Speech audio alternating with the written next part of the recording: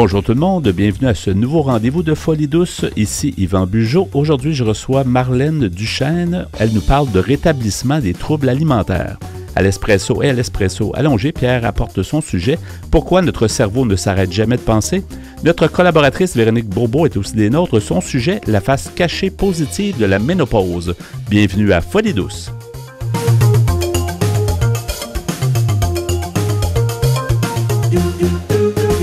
Vous êtes branchés sur Folie douce. Soyez au courant des multiples thèmes de la santé émotionnelle. Je rejoins maintenant mon invité, Mme Marlène Duchesne, au bout du fil. Bonjour, Mme Duchesne. Bienvenue à Folie douce. Bonjour. Bonjour, on va parler de rétablissement ensemble. Surtout, on entend souvent ça, le rétablissement de plus en plus ces dernières années. Là, c'était nouveau il y a quelques années, mais comment y arriver? Encore une fois, c'est un peu un concept, c'est un peu comme le bonheur. Là, on dit on veut avoir du bonheur ou on veut être heureux, mais comment on y arrive? C'est un peu la même chose avec le rétablissement. Parlez-nous donc d'abord de vous. Qu'est-ce qui vous a amené à vous intéresser au rétablissement en santé mentale, finalement? Ben, en fait, je suis une personne qui a cohabité durant quand même plusieurs années avec une maladie mentale, en fait, avec une coloc un peu meurtrière, parce que l'anorexie, c'est la maladie mentale la plus meurtrière, en fait. Et je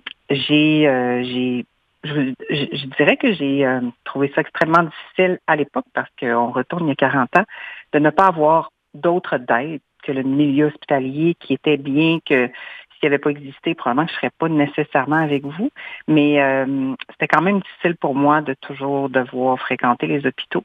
Et quand j'ai sorti de ma dernière hospitalisation, j'ai participé à une émission qui s'appelait Écoute-moi à l'époque avec Jean-Marie Lapointe particulièrement, puis je dénonçais le manque de services et de fil en aiguille. On s'est ramassé à un petit comité et j'ai parti à la Maison L'Éclaircie avec d'autres personnes, qui est un organisme communautaire à Québec en troubles alimentaires, parce que j'avais à cœur qu'une personne qui vit de la détresse puisse avoir une porte dans la communauté où elle pourrait aller cogner, et non pas simplement là, le milieu hospitalier. Oui. Diriez-vous que c'est encore les troubles alimentaires sont encore tabous aujourd'hui, au moment où on se parle? Non, je dirais pas de tabou, encore peut-être non, parce qu'on en parle maintenant énormément. C'est une bonne chose. Par contre, est-ce qu'ils sont bien, est-ce que les gens comprennent bien? Ça, c'est une autre affaire. Oui. C'est vrai, on ne comprend pas tant que ça. Je pense que c'est assez simple dans la tête des gens. C'est ou bien quelqu'un qui est outre-mangeur ou quelqu'un qui se fait vomir. Ça ne se résume pas à ça, je pense. Pas du tout, pas du tout. Il y a beaucoup de nuances là-dedans. Et si la solution était aussi simple que mange plus ou mange moins, je pense que toutes les personnes, moi inclus, on aurait comme pris cette solution-là. Il y a personne qui cherche à souffrir éternellement, là. Comment on peut définir, disons, les troubles alimentaires? C'est quoi? C'est une réaction? On ne peut pas dire que c'est une addiction. Comment on peut définir ça? Ben, en fait, c'est sûr qu'à la base, le trouble alimentaire, là, moi, c'est sûr qu'il y en a plusieurs, hein, donc je peux pas nécessairement m'étendre là-dessus, mais si je parle, mettons, de l'anorexie ou la boulimie, c'est ceux qu'on entend le plus parler, ben, c'est sûr qu'à la base, c'est vraiment une obsession, dans le fond, du corps et de tout ce qui concerne le poids, l'alimentation. C'est vraiment obsessif, là. Ça l'occupe les pensées continuellement. Il y a une insatisfaction, dans le fond, de l'image corporelle, donc une mésestime. La personne, dans le fond, elle ne se voit pas du tout comme elle est. Et il va avoir, en fait, un peu la pensée magique de croire que le problème, c'est son corps. Donc, va tenter par tous les moyens de le modeler à sa façon, mais le corps étant ce qu'il est, on peut pas nécessairement jouer avec lui de cette façon-là. Il va nous lancer des signaux, il va réagir, là. Oui. Puis de toute façon, il y a tous les types de corps. On n'est pas des robots avec un seul modèle. Puis à quelque part, notre corps peut être différent des autres, puis il peut être en très bonne santé, puis très bien. Là. Tout à fait, là, tout à fait. Donc, mais quand on vit un trouble alimentaire, en fait, on bousille complètement notre santé là, avec les modes de privation, compulsion, vomissement et toutes les méthodes compensatoires qui peuvent exister, l'exercice physique à outrance. Là, c'est vraiment une prison. En fait, tu es comme prisonnier de ta perception erronée de toi-même, mais que tu prends pour la réalité. Donc, il y a comme tout un cheminement je dirais, de réconciliation avec soi, avec son corps, avec qui on est, et qui se fait pas du jour au lendemain. Là. Oui. Est-ce que c'est le temps qui fait en sorte qu'on est capable de commencer un rétablissement? Ça doit être long aussi comme rétablissement, c'est pas instantané? Oui, c'est sûr, parce que l'alimentation, c'est continuellement dans notre quotidien. Ouais. Donc, la personne doit s'exposer à ce qui lui fait le plus peur 3 fois par jour. plus les collations, là, quand vient le temps du rétablissement, là, il y a comme tout un peu un modèle nutritionnel idéal à suivre. Donc, c'est sûr que, oui, il y a le temps, ça demande beaucoup de temps de la part de la personne, mais aussi de l'entourage, parce que souvent l'entourage aimerait aussi comme que ça puisse se régler rapidement, mais on parle d'estime de soi, là, on parle d'image corporelle, on parle de confiance en soi. C'est pas magique, ça, là. Ouais. Donc, il y a un travail à faire. Et il y a aussi, beaucoup d'efforts à faire parce que je dirais que l'obsession intérieure, je dirais, mettons, le dialogue intérieur qui est très, très négatif, qui est très présent, les peurs, l'anxiété, ça demande un effort vraiment volontaire de devoir continuellement aller contre ça. La voix qui dit, on mange pas, tu vas prendre du poids, fais pas ça parce qu'on t'aimera pas. Il y a vraiment un effort, là, c'est très exigeant d'outrepasser un peu ce dialogue-là que tu penses être toi, mais en réalité, c'est un dialogue intérieur, encore là, un peu maladif, là. Oui. Comment on fait pour s'en sortir? Est-ce que on doit trouver une cause? Est-ce qu'on doit mieux comprendre, mieux se comprendre? C'est quoi le déclic peut-être dans votre cas? Qu'est-ce qui a été le déclic? Parce que vous semblez avoir une très bonne perspective avec la situation. Tu sais, vous avez fait des conférences, tout ça, donc vous l'avez digéré, là, sans mauvais jeu de mots, tu sais, la problématique. Mais on commence comment, là? En fait, ça prend une décision. En fait, moi, j'ai essayé de comprendre pourquoi je fais ça. Ça aurait été long, probablement que je serais encore là-dedans. Là. Ouais. Les réponses vont venir en chemin. Donc, moi, j'ai juste dit que si je ne prenais pas une décision, j'allais en mourir. Et comme je ne voulais pas mourir, mais que je savais pas comment vivre, je me suis dit, je vais essayer de vivre, puis on verra en cours de route. Tu sais, dans le fond, les réponses viennent en cours de route, c'est sûr, avec l'ouverture, l'intention aussi moi, je me disais, c'est impossible que ce soit ça ma vie. Je peux pas me résoudre à ce que ma vie va être de calculer les calories, de rentrer dans les hôpitaux. J'étais rendue à 17 ans à ce moment-là, de 13 à 17, 18 ans. À l'époque, c'était ce qu'on appelle Robert Gifford, qui était comme la prochaine étape. Puis pour moi, ça a été, en fait, j'avais tellement peur d'aller là que la peur a été un levier. Cette peur-là a comme supplanté toutes les autres peurs pour me dire, il faut que je fasse quelque chose. C'est souvent ça en santé, tu sais, la peur de, tu sais, les gens, je sais pas, ont un problème, n'importe quel problème de santé, souvent la peur va faire réagir, va faire prendre des décisions, puis va nous motiver à faire des changements. Oui, tout à fait. Donc, dans ce cas-là, ça a tout le temps été de m'éloigner de cette institution-là. Et pour ça, je devais faire des trucs, même si la peur était là de l'autre côté. Là, la peur m'attendait tout le temps. Dans le fond, tu es continuellement, comme partout où tu tournes, la peur est là, mais tu choisis celle qui peut peut-être t'aider à te hisser un peu plus haut, là. Oui. Mme Duchesne, donc, est-ce que vous trouvez que votre situation est beaucoup mieux parce que vous semblez très bien, mais oui. Mais êtes-vous toujours à risque quelque part ou non? C'est pas comme on peut pas comparer ça à des addictions où les gens disent dans le fond, je suis toujours un peu à risque, là, mais c'est pas nécessairement le cas avec les troubles alimentaires. Tu sais, moi, je pense que chaque situation est différente, puis c'est aussi le regard que tu y portes. Moi, j'ai décidé que c'était derrière moi. Ça fait partie de moi, c'est dans mon histoire. Je me sers de ça pour maintenant contribuer à ma communauté. Tu sais, moi, dans le fond, me rappeler que j'ai vécu tout ça pour justement, ne pas avoir de pensée d'y retourner, mais ma vie est tellement différente. Je veux dire, impossible pour moi de refaire, de recroire cette voie-là qui me dirait, par exemple, que si j'étais plus mince, que je serais plus heureuse. Je l'ai essayé, et je suis très heureuse aujourd'hui. Donc, je ferai un petit meeting avec cette voie-là en disant, tu peux aller comme passer ton chemin, là. Oui, c'est ça. Ouais. Mais en plus, probablement qu'on se rend compte qu'on a un contrôle, tu sais, en se rétablissant. J'imagine que la nourriture est plus quelque chose qui nous fait peur, parce que à l'époque, ça devait toujours vous tourmenter, parce que... oui. C'est ça, là. En fait, la nourriture, c'est 10% du problème, là. C'est une relation avec soi, c'est beaucoup d'anxiété, en fait, au niveau du trouble alimentaire. Il y a énormément d'anxiété, de peur de vivre, de peur de déranger, de peur d'exister. Là, j'en nomme plein, ça ne veut pas dire que tout le monde les a, mais il y a comme, dans ma situation à moi, je me suis faite le plus petite possible comme pour disparaître parce que j'avais l'impression que j'avais pas ma place ici, que je trouvais pas ma place ici. Donc, c'est profond, là. On doit quand même reconnaître que c'est pas une lubie, c'est pas un caprice, là. C'est loin de là, là. Est-ce qu'il y a des gens qui sont plus prédisposés à développer des troubles alimentaires? Avez-vous comme lu des choses ou entendu des choses? Oui, ben c'est sûr qu'au niveau, tu sais, t'as les prédisposants, les précipitants, puis les perpétuants. Au niveau des prédisposants, puis encore là, ça reste, je veux pas en faire une généralité, mais au niveau des traits de caractère, ben c'est différent dans l'anorexie ou dans la boulimie. Tu sais, dans l'anorexie, c'est souvent des jeunes femmes, il y a des jeunes hommes aussi, très perfectionnistes, qui ont justement un désir immense de plaire, quitte à s'oublier complètement, plutôt introvertis, donc les émotions, on sait pas trop quoi faire avec ça, fait qu'on refoule, on inhibe, très bon un peu partout. Ils excellent dans tout ce qui forme une estime de soi vraiment comme à -10. Et ce qui différencie les traits de personnalité dans la boulimie vont beaucoup se ressembler. La distinction dans la boulimie, c'est l'imпulsivité, qui n'est pas dans l'anorexie. L'anorexie, il y a toute la personnalité raisonnable. Tu sais, parce que pour te priver durant des années, t'inhiber comme ça, t'as vraiment comme une rigidité, je dirais, là, puis un contrôle excessif.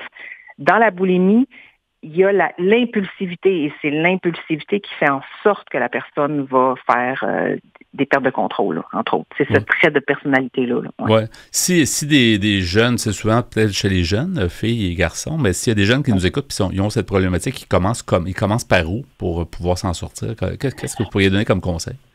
Ben en fait, puis j'aimerais juste dire que maintenant, c'est plus nécessairement des adolescents, seulement des adolescents ou des jeunes. Là. Il y a des femmes, il y a des hommes. C'est juste que ça prend différentes formes avec la société dans laquelle on vit, qui est un peu, entre guillemets, malade aussi, là, avec des standards qui ont comme pas d'allure. Là. Mais c'est sûr que la première étape, c'est la plus difficile, c'est-à-dire c'est de reconnaître que ce que je vis, c'est un problème. Parce qu'en réalité, toi, tu penses que c'est une solution. Tu sais, moi, je voulais être heureuse, donc en maigrissant, je me sentais mieux. Donc, c'était une solution pour moi, mais j'avais un problème. Ouais. Donc, c'est pas évident. Surtout dans l'anorexie, les gens ça va être long avant qu'ils consultent parce que pour elles, c'est comme, ça marche mon affaire, je perds du poids, c'est ça que je veux.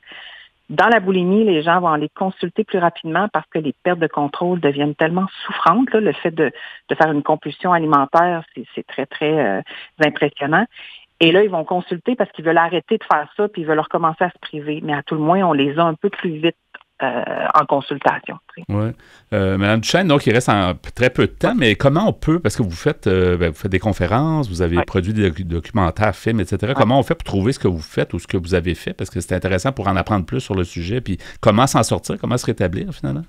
Ben c'est sûr que moi, je suis sur les réseaux sociaux, là, donc si on cherche Marlène Duchesne conférencière, que ce soit sur Facebook, j'ai une chaîne YouTube, c'est sûr que moi, je fais pas juste des trucs sur le trouble alimentaire. Aujourd'hui, c'est comme d'aider les gens, justement. Je suis plus en prévention, donc questionne-toi tes pensées, ton rapport à toi, ton image corporelle. Puis pour ce qui est, dans le fond, du documentaire qui est La peau et les os après, ben ça se trouve sur YouTube là, facilement. Là, on peut juste chercher La peau et les os de Marlène Duchesne. La peau et les os après. En fait, c'est pas moi qui l'ai réalisé. Là, moi, j'y ai participé. OK. Mais parce que tu as La peau et les os qui existent, mais tu as La peau et les os après qui est justement pour susciter l'espoir puis dire aux gens, tu peux t'en sortir. Ouais. Effectivement. Non, c'est super intéressant. Ouais. Merci beaucoup d'avoir démystifié tout ça. Le rétablissement, mais aussi, ces problématiques-là, on n'en parle pas si souvent. Je trouve que vous l'avez bien fait. Donc, merci beaucoup d'avoir été avec nous à l'émission. Ça fait plaisir. Et bonne continuation. Merci. Au revoir. Au revoir. Notre site Web est la porte d'entrée vers tous nos contenus et réseaux sociaux.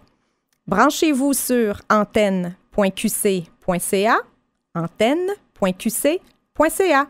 Nous voici maintenant rendus au segment Espresso. Bonjour Pierre Laporte. Salut Yvan. Alors aujourd'hui, la question, c'est pourquoi notre cerveau ne s'arrête jamais de penser? Oui, un article intéressant qui s'appelle ainsi. Pourquoi notre cerveau ne s'arrête jamais de penser? J'ai pris ça sur le site terreatypique.com. Et on va voir qu'il y a différentes raisons. Il y a des gens qui ont des cerveaux qui fonctionnent peut-être un petit peu différemment. Les individus, on est tous uniques, supposément. Oui.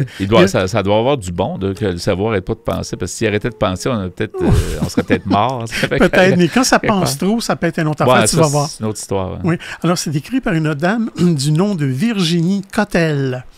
Elle est coach et thérapeute pour les hypersensibles à haut potentiel intellectuel et multipotentiel. Il y a différentes raisons pour lesquelles un cerveau de HPI, ce que je viens de dire, c'est-à-dire hypersensible, haut potentiel intellectuel, multipotentiel, ne s'arrête jamais de penser. Alors pourquoi ce type de cerveau ne s'arrête jamais de penser en particulier? Bien, parce que tu es sur un nouveau projet, par exemple, et que tu es hyper enthousiaste. Ça peut être parce que tu as été très créatif ou créative toute la journée et arrivé le soir, impossible de calmer cette surstimulation. Encore parce que tu vis des moments difficiles et que tu cherches une solution, ou encore parce que tu as reçu une remarque et maintenant ton cerveau tourne en boucle sur le comment réagir à cette mauvaise remarque. Ou bien tu viens de finir l'émission Folie douce et tu es encore sur un high, comme toi et moi. Ça peut nous arriver. Non, ça nous arrive après l'émission, c'est dur de redescendre. Ah, c'est pas facile. Ah non. Alors, dans les deux premiers cas, ce cerveau qui pense trop est lié à des sensations positives. Dans les deux derniers cas, à un contexte plus désagréable à vivre. Quand les pensées semblent tourner en boucle et qu'elles ne mènent nulle part, il s'agit alors de rumination. Ce phénomène de cerveau qui ne s'arrête jamais est souvent décrit chez les personnes HPI ou hypersensibles. Pourquoi ce type de gens et de population même? Alors, dans les deux cas, tes sens captent plus de stimuli que la moyenne. Par défaut, ton cerveau est plus sollicité par le bruit, les lumières, les mouvements et les émotions qui t'environnent. Et pour ce qui est des personnes HPI, les scientifiques parlent de troubles de l'inhibition latente. Il manque un filtre aux informations non pertinentes. Par exemple, quand à la terrasse d'un café, plusieurs tables sont occupées, une personne HP va devoir manuellement faire le tri dans les conversations pour rester concentré sur celle qui a lieu à sa table. Ouais, c'est difficile des fois parce qu'on a tendance à écouter à côté, puis c'est ça, ouais, c'est vrai. J'ai déjà remarqué, on dirait qu'il y a des personnes, c'est le contraire. Ils vont se concentrer sur seulement ce qu'ils ont à faire. Oui, ça dépend, mais souvent, tu entends des gens qui, selon, c'est vrai que ça peut être dérangeant. Oui. Enfin, Mme Cottel nous dit, dans le cas d'une personne qui a un TDAH, c'est-à-dire un trouble de déficit de l'attention, avec ou sans hyperactivité, ton cerveau peut être submergé par toutes les informations avec la difficulté de trier ce qui est pertinent, ce qui va créer potentiellement un brouillard mental. Donc, au départ, il y a plus de sollicitations pour notre cerveau. Pourtant, personnellement, je n'ai plus cette sensation de penser en boucle depuis que j'ai appris à écouter mes émotions, nous dit Mme Cottel. Et oui, on en arrive encore une fois aux émotions. Ruminer, c'est comme essayer de digérer sans mâcher. C'est trop gros et ça ne passe pas. Les faits sont toujours neutres. Qu'on ait un accident, une dispute, c'est un fait. Ce qui change notre façon de la vivre, c'est notre perception de l'événement. Quand on commence à l'interpréter, de là, une pensée va émerger et cette pensée est à l'origine d'une émotion. Par exemple, si ton partenaire te dit « tu aurais pu faire mieux », et que votre pensée est « il se fiche de moi, il est incapable de faire ce que je fais », l'émotion qui va en découler sera probablement de la colère. Par contre, si votre pensée est « je me suis encore planté, je suis nul », il est plus probable que votre émotion soit de la tristesse. Ou encore, si tu penses « tiens, il me connaît bien, il connaît ma valeur », il y aura plus probablement un sentiment de fierté et de curiosité pour comprendre ce que votre partenaire a voulu te dire. Et là où cela peut devenir vraiment intéressant, c'est d'observer ces pensées pour choisir celles qui te seront plus utiles. Et ça, c'est la première des astuces pour arrêter ce cerveau qui pense trop. Cependant, si tu ressens de l'angoisse ou de l'anxiété, arriver à choisir ces pensées est très compliqué. C'est là où tu auras besoin d'une aide extérieure avec un professionnel de la santé mentale. Si tu sens que tu es en difficulté seul avec tes pensées, tu peux faire appel à eux. Maintenant, comment peut-on faire pour stopper ce cerveau qui mouline et qui nous fatigue? Eh bien, Mme Cottel nous suggère 5 façons. Premièrement, apprendre à observer ses pensées. La première des astuces va être d'apprendre à ne plus vivre ses pensées comme si elles nous définissaient. Plus facile à écrire qu'à faire, j'en conviens totalement.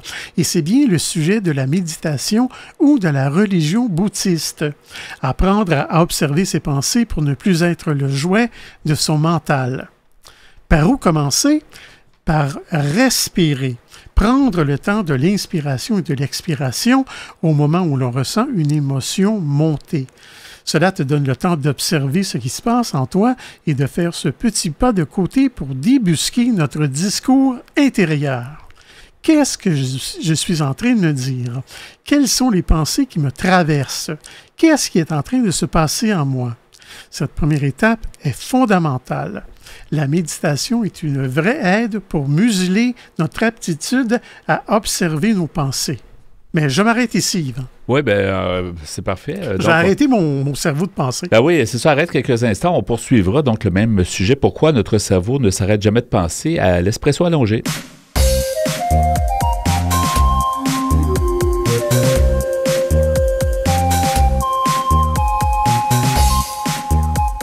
À venir dans l'émission, Véronique Bourbeau apporte sa chronique « La face cachée positive de la ménopause ».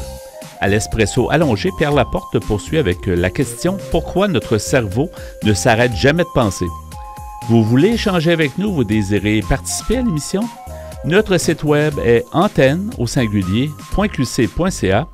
Utilisateur des réseaux sociaux, cherchez Folie Douce Radio pour nous trouver. Vous écoutez actuellement Folie Douce, pionnier en santé mentale depuis 1991. Folie Douce, une communauté, une radio.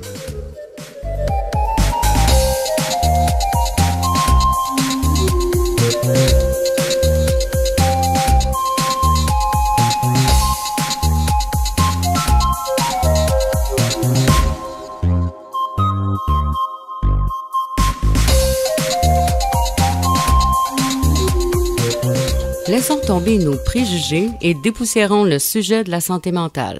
Nos chroniqueurs nous aident à y voir plus clair. J'accueille maintenant notre collaboratrice Véronique Bourbeau. Bonjour Véronique. Bonjour Yvan.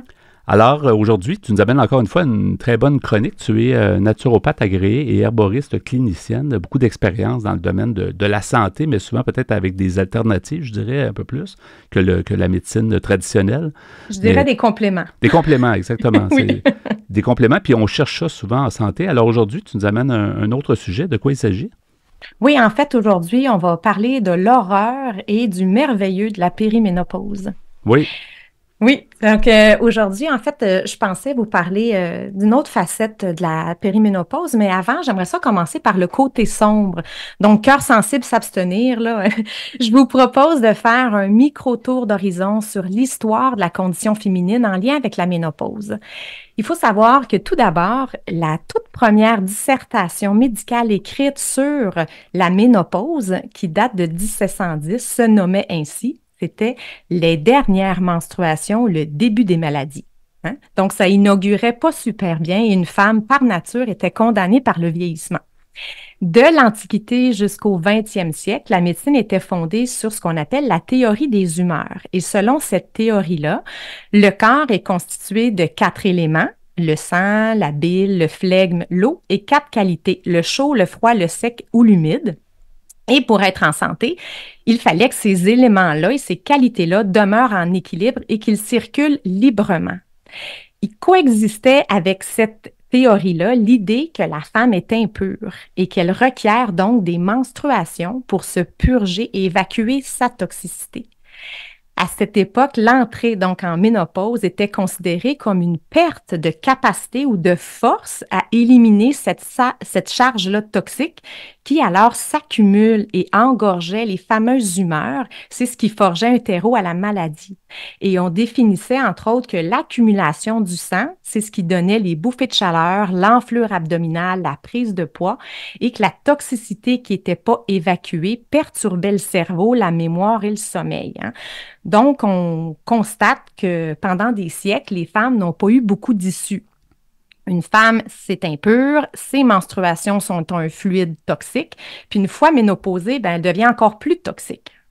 Le statut de la femme ménopausée au 18e siècle, c'est pas diable mieux. Hein? Cette époque-là, on jugeait normal et naturel qu'elle soit délaissée par son époux parce que la vocation sociale de la femme était définie par sa capacité à engendrer la vie. Et donc, la ménopause représentait une perte importante de valeur et du statut social.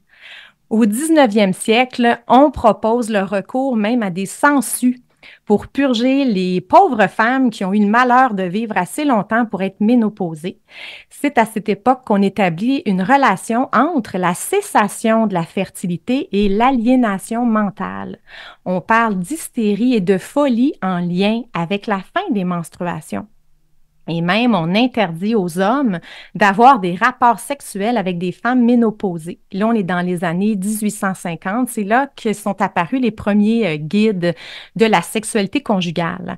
On désexualise la femme qui n'a plus de menstruation. Donc, la femme dont la peau flétrie n'a désormais que 2 choix à l'époque. C'est bien inscrit dans la littérature, c'est l'ivrognerie ou le service religieux. On arrive au 20e siècle et c'est là que se développe la vision plus biologique avec la naissance de l'endocrinologie et la connaissance des hormones. En 1969, et là c'est très récent quand même dans notre histoire. Non, ça fait pas longtemps. Il y a un psychiatre américain du nom de David Reuben qui avait écrit à propos des femmes dans un ouvrage médical que, ayant épuisé leurs ovaires, elles ont épuisé leur utilité en tant qu'être humain. La ménopause est encore vécue comme un drame féminin et un autre synonyme de rejet. Ça fait juste 55 ans. Incroyable quand même. Hein, c'est incroyable. Oui. Non, mais la femme a souvent été très maltraitée en quelque sorte. Depuis toujours, je dirais. Ouais. Là, oui, ouais, ça perdure malheureusement encore dans certaines régions et certaines cultures aussi. Et là, on arrive dans les années 60, les années 70 aux États-Unis. On décrit la ménopause comme une affliction qu'on doit adresser et donc un problème qui requiert une solution. On commence à médicaliser ce passage-là naturel. Comme on l'affirmait jadis, la prise d'hormones entend restituer aux femmes leurs atouts perdus. Donc, il faut quand même avoir du front, parce que la qualité de vie des femmes n'était pas la raison de l'hormonothérapie, mais c'était plutôt le maintien de la fermeté, entre autres, qu'on recherchait. Dans cette conception-là très macho-patriarcale occidentale, donc on est femme de la puberté jusqu'à la ménopause. Mais au-delà de ce point-là, la société ampute librement les femmes de leur pouvoir de séduction. Dans l'inconscient collectif, c'est que la femme sert à séduire l'homme dominant et lui donner des enfants. Et donc les femmes sont des humains dépréciables une fois qu'elles avancent en âge.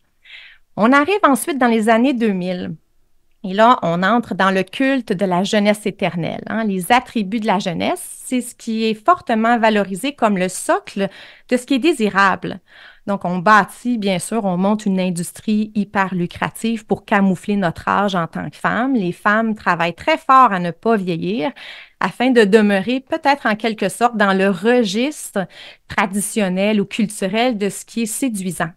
La ménopause fait encore donc collectivement violence aux femmes.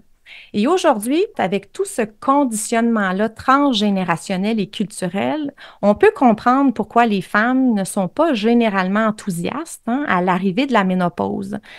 Comment apprécier et vivre harmonieusement cette période-là quand, dans le discours commun depuis l'Antiquité, la ménopause est synonyme de perte, d'exclusion, de dégénérescence, de carence, de facteur de risque et de détresse? La ménopause est depuis toujours une tragédie féminine dans l'histoire de l'humanité. Donc, je pense qu'il est vraiment temps d'infuser plus de sens.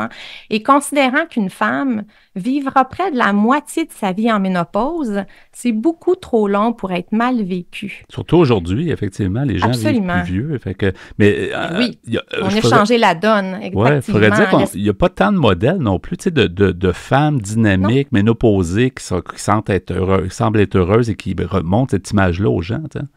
Oui, effectivement.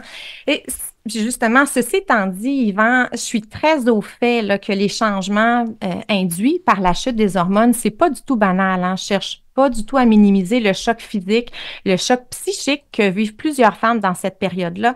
Mais j'aimerais ça, en fait, faire une invitation à découvrir la face cachée de la ménopause ensemble aujourd'hui. Ouais. Et si on changeait le discours du déclin pour un discours de gain? Je pense qu'il est grand temps. Oui. Effectivement, pour développer une image positive, il faut transformer les mentalités en commençant peut-être par la nôtre.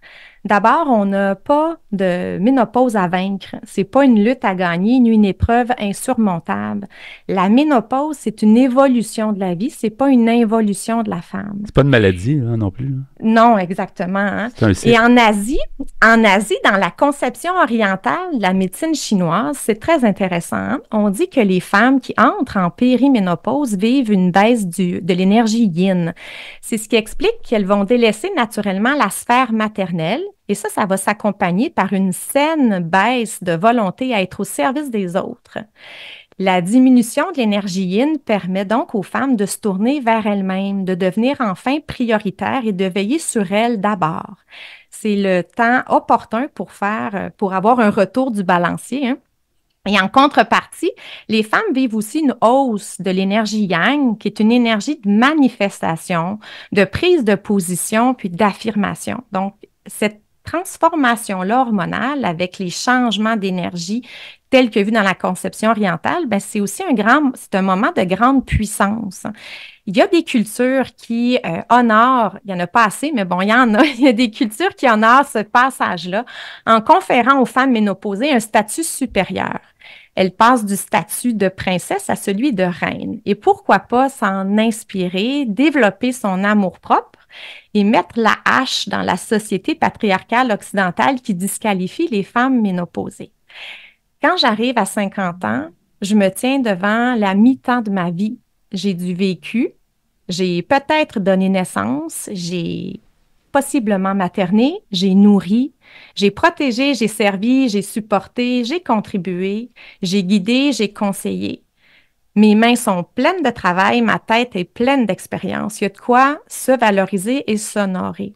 Et on a plus de temps, souvent aussi. Ben oui, ça, c'est pas toujours... Pour certaines. On n'arrive pas toujours au moment de la ménopause, on n'arrive pas toujours en retraite, malheureusement. Non. On est souvent, c'est ça, au paroxysme là, de sa carrière. Là. L'âge de la ménopause, c'est quoi? Entre 45 et quoi? Ben, en fait, on tourne plus autour de 52-55 pour la ménopause, la cessation des règles, mais la périménopause, c'est les années qui viennent avant et au début de la cessation des règles. Fait que là, ça peut couvrir une période de 10 ans. Okay. Ça peut être très, très long, oui. Fait que la ménopause, ça nous affranchit les femmes hein, de notre fonction de reproduction. Donc, je peux choisir à vieillir sur mon bien-être plutôt que celui des autres. Ça peut être une opportunité pour gagner en liberté. La périménopause, ça peut être une période parfaite pour écouter davantage le langage du corps et apporter des changements positifs dans mon mode de vie. La périménopause, avec son cortège de symptômes, peut nous pousser à l'auto-évaluation. Ça peut être une occasion en or pour dresser un bilan. Ce sont les habitudes de vie qui forgent le terreau à la santé, mais aussi à la maladie. Hein? Donc, je pourrais jamais séparer l'humain de son mode de vie. On sait que le style de vie, c'est un facteur qui influence l'intensité aussi de mes symptômes dans cette période-là. Donc, plus je suis symptomatique, plus j'ai d'introspection à faire et des changements à apporter. Et donc, quel changement dois-je apporter afin de prendre davantage soin de moi? Quels sont mes besoins? Comment créer plus de satisfaction dans mes journées et dans mes relations? Est-ce que je vis réellement en fonction de mes valeurs? Mais surtout, comment est-ce que j'ai envie de vivre la deuxième moitié de ma vie? Ouais. La périménopause, ça permet de décanter sa vie, de faire une pause et on le souhaite repartir mieux. C'est un second souffle qui permet de développer une nouvelle attitude de vie.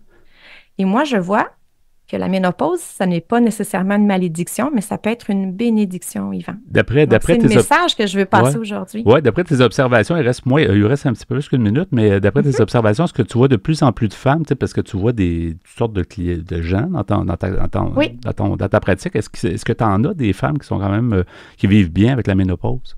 Ah oui, absolument. C'est sûr que ça demande de l'adaptation, hein, mais ça, selon moi, c'est la nature profonde de la femme, la capacité de s'adapter. Oui. Mais ça demande une belle introspection, puis de se dire les vraies choses et d'apporter les vrais changements. Hein. Donc, je pense que c'est une belle opportunité, malgré l'ensemble des symptômes là, qui peuvent aller dans tous les sens. Ça peut être très déroutant, là. C'est un passage obligé. 100% des femmes, dans mes statistiques, vont vivre une ménopause. Ouais. Donc, aussi bien le vivre bon gré que mal gré. Puis il y a des choses qu'on peut apporter, effectivement, hein, que ce soit des hormones ou que ce soit d'autres façons ne seront pas pharmaceutiques. Ça peut être par une approche de produits complémentaires en naturopathie. Ça peut être un accompagnement dans la gestion de stress ou la qualité du sommeil. Il y a plein de choses qu'on peut apporter pour faire ce passage-là, un terreau plus favorable à une santé globale. C'est très positif. Parler de la ménopause différemment, de façon plus positive. Merci beaucoup, Véronique, d'avoir été des nôtres. Ça me fait plaisir. Tu es naturopathe agréée et herboriste clinicienne. Pour en savoir plus, d'ailleurs, tu as 2 sites. Tu as le site masantémeshormones.com pour en apprendre beaucoup sur tout ce qui concerne les hormones et aussi le site de ta clinique, cliniqueintégrative.com. Merci d'avoir été des nôtres à Folie Douce et à la prochaine. Ça me fait plaisir, Yvan. Vous écoutez présentement l'émission Folie Douce, le rendez-vous hebdomadaire radiophonique traitant de santé mentale. On poursuit maintenant au micro avec l'espresso allongé. Pierre, tu as commencé un sujet, une question, en fait, plus tôt dans l'émission. Pourquoi notre cerveau ne s'arrête jamais de penser? C'est intéressant. Tu nous as fait connaître beaucoup de trucs aussi, de trucs et de situations. Mm-hmm. Ouais. Alors, c'est d'après un article que j'ai pris sur Internet qui s'appelle ainsi, et c'est sur le site terreatypique.com. C'est écrit par une dame du nom de Virginie Cottel. Et on voit dans cet article qu'il y a des gens qui sont hypersensibles, qui ont certaines dispositions qui font que ça peut être pire, ça peut être sans arrêt. Ça peut être un handicap, finalement. Oui, c'est ça. Ils sont vraiment pas capables c'est trop, là, c'est ça. Ouais. Alors, cette Mme Cottel nous suggère 5 façons pour stopper, ou en tout cas essayer de stopper ce cerveau qui mouline et qui nous fatigue. Alors, à vitesse grand V. Oui, alors, il y avait une première façon, c'était d'apprendre à observer ses pensées. Et elle nous disait, il faut respirer. Prendre le temps de l'inspiration et de l'expiration au moment où l'on ressent une émotion montée. Cela te donne le temps d'observer ce qui se passe en toi et de faire ce petit pas de côté pour débusquer notre discours intérieur. Qu'est-ce que je suis en train de me dire? Quelles sont les pensées qui me traversent? Qu'est-ce qui est en train de se passer en moi? Cette première étape est fondamentale. La méditation est une vraie aide pour museler notre aptitude à observer nos pensées. Mais il existe d'autres techniques pour prendre de l'espace par rapport aux pensées. Certains préfèrent la marche, faire la vaisselle. Moi, je la fais la vaisselle, mais j'aime pas ça. Non, moi non plus, j'haïs ça. Je déteste ça. Une fois qu'elle est faite, je me sens mieux, par exemple. Ouais. Il y a le tricot aussi. Ça non plus, je fais pas ça. Il y a le yoga. Ça non plus, je fais pas ça. Du macramé, faites ça? Non, mais je fais beaucoup de marche, par exemple. Il y a, alors, on peut essayer de trouver la méthode qui nous convient le mieux. Deuxième façon de stopper le cerveau, nommer l'émotion. La seconde étape pour t'aider à stopper ton cerveau qui pense trop va être de mettre un nom sur ton émotion. Il est reconnu par des études scientifiques que le simple fait de nommer l'émotion que nous vivons permet de redescendre en intensité. C'est comme si on lui disait « je t'ai vu ». L'émotion est une information et elle ne dure que de 1 à 3 minutes. La nommer, c'est un moyen de l'accueillir et de lui laisser la possibilité d'exister. Si elle n'est pas reconnue, elle va continuer à se présenter de plus en plus fort, jusqu'à créer l'effet cocotte minute, exploser à un moment où tu ne t'y attends pas. Le bon vieux presto, finalement, la cocotte minute, c'est ça, c'est le presto, tu sais, c'est ça, il y a de la stime, puis ça explose. Moi, c'est quelque chose que je ne me sers pas non plus. Non. En tout cas, fait que là, tu vois que je ne suis pas un grand cuisinier, mais peu importe. Troisième façon d'essayer de stopper le cerveau, c'est de comprendre le besoin. Un besoin a plus besoin d'être reconnu qu'assouvi.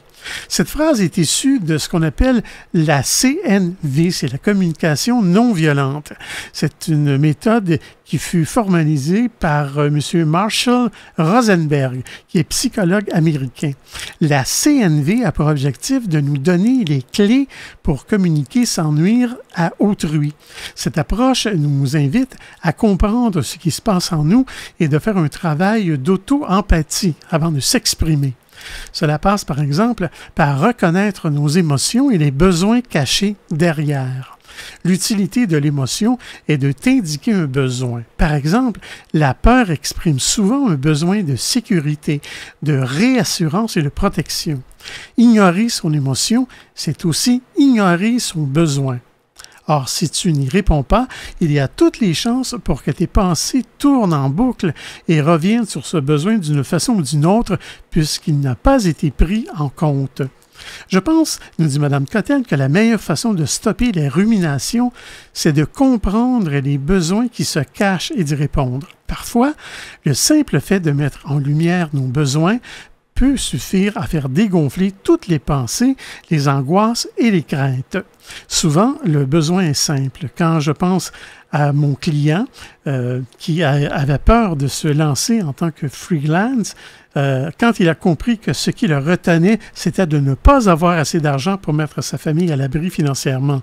Son besoin était d'avoir une somme d'argent de côté. Il a défini cette somme qui le rassurait et pouf, nous dit Mme Cottel, quelques jours plus tard, sa carrière était lancée. Quatrième façon de stopper notre cerveau, c'est de choisir ses pensées. Toutes nos pensées ne nous veulent pas du bien. Certaines sont même franchement toxiques. Et ce qu'il y a de si fou, c'est qu'on peut croire que nos pensées sont vérité. Or, nos pensées, nous pouvons les modifier. Nous pouvons choisir de croire quelque chose qui nous est utile et qui nous fait du bien plutôt que d'écouter les mêmes jérémiades. Pour cela, tu peux tester 2 exercices. Premièrement, il y a ce qu'on appelle l'exercice de gratitude. Chaque soir, avant de te coucher, note dans un carnet 3 moments agréables qui t'ont fait du bien, dont tu voudrais remercier quelqu'un ou quelque chose. Mme Cottel nous dit « J'ai réalisé cet exercice pendant 3 semaines. Et c'est là que j'ai commencé à avoir des changements.